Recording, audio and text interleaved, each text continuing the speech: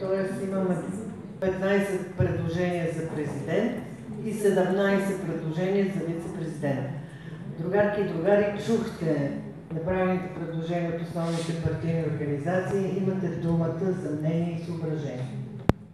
Колко трябва тук да... Нямаме ограничения. Тоест може и всичките да ги... Може и всичките да предложим, няма ограничения.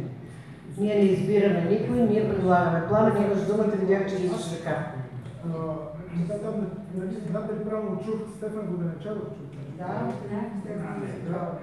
да не би да стане дума за този човек, който награди Давид Оглу за неговия блестящ труд на османизма. Става дума за същия. Аз мисля, че някой се подиграва с нас. За същия става дума. Как ще го предлага президент да защитава българските интереси? Или някой иска да изпита нашия пакт на търпимост, или не знам какво. Тоест ти си против тази кандидатура.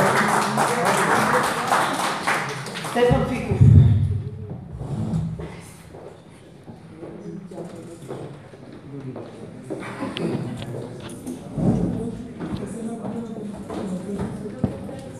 Уважаеми другарки и другари, тъй като информацията от другарката Костова беше представена на изпълнителното бюро и аз останах изумен от предложението за кандидат за вице-президент госпожа Маргарита Попова, сегашния вице-президент.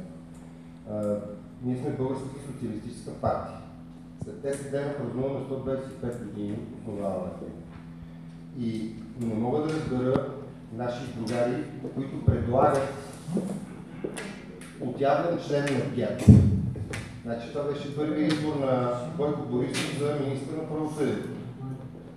Има една такава подробност, че в мига, в който аз напуснах министерството, заместник министър, дойде тя.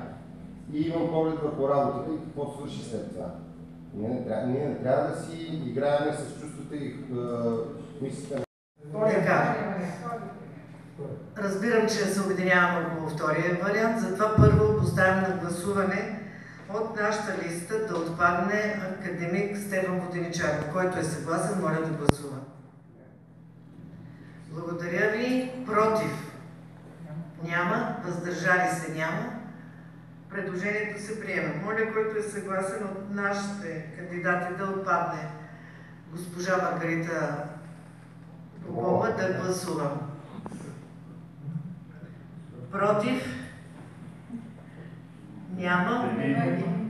Един против, извинявам се. Въздържали се? Няма. Предложението се приема. Ще да кажа Петкова, защото гледах Пламен Петков, затова се обърках. Другари, който е съгласен с направените номинации, както за президент, така и за вице-президент, без двамата господин и госпожа, моля да гласува. Против? Няма. Въздържали се? Няма. Приема се. И последно искам да поставя на гласуване предложението, което направи Лъчезар Костов. Не мога да го повторя по същия начин, но мисля, че всички разбрахте смисъла. Тоест, кандидата, който издигнем, да се ангажира с платформата на Българската социалистическа партия, приета от Конгрес. Моля, който е съгласен, да гласува. Против? Няма. Въздържали се? Няма. Приема се.